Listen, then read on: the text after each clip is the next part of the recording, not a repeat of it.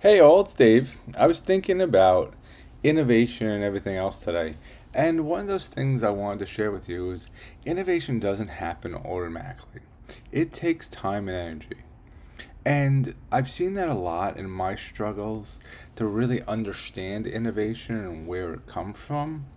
And the biggest thing I figured out was a lot about it takes a lot of hard work.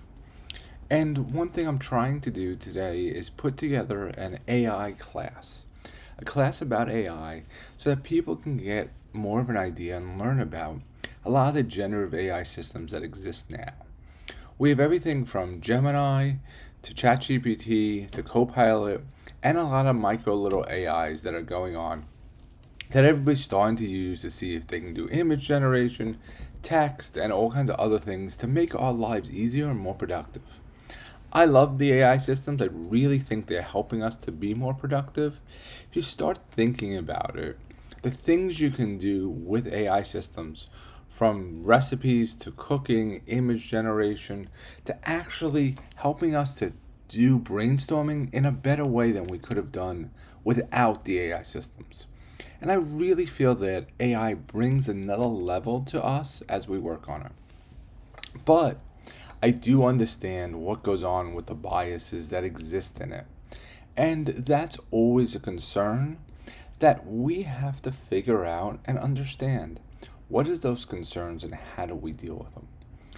I'm not really looking at those from a biases standpoint because I've always looked at it from a technological standpoint and a productivity standpoint. If you start looking at it from that aspect, you'll find AI gives you other aspects.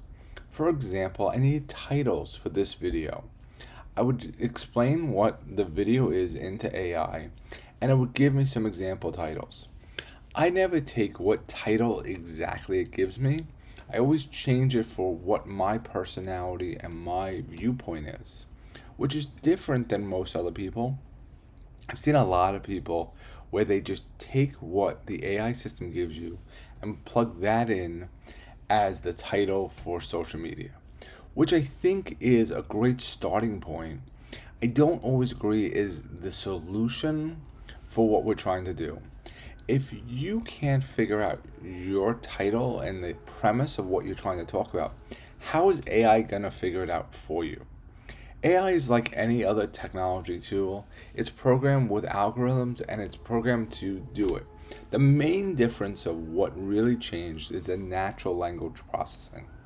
That natural language processing allows us to speak to it like we speak to a friend, a colleague, or anybody else.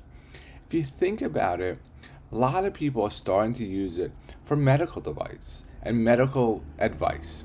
Medical advice is trying to get an idea of if you're having something wrong, understanding what they think or the AI thinks may be wrong with you, and possibly giving you home remedies, which is great.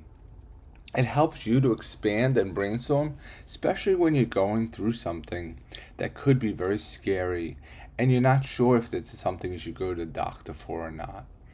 I think AI has that ability as it starts to do that. My hope is with these talks, you guys can get a better idea of my thought process on AI and how to deal with it. And I'm going to try to introduce different topics on technology innovation and education with it. And as I start thinking about now this class I'm putting together, I think really I have to focus on what is going on in the AI area, what's the future, and the different aspects.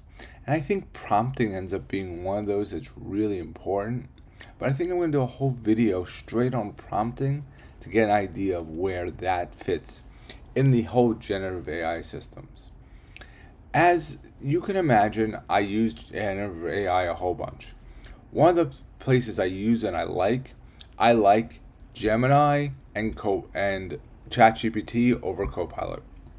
I don't know why, but I like how ChatGPT has more ideas and what it comes up with. It's creative, but I also like that Gemini has up-to-date information, which it can access things in the Google Suite. So when you're starting to think of which generative AI, system to choose, I would choose between those two. If you have questions or comments, please put it below. And I'd love to have your feedback. If please give me a like or subscribe. It's been a pleasure talking to you, and I'll talk to you soon. This is Dave. Have a great day.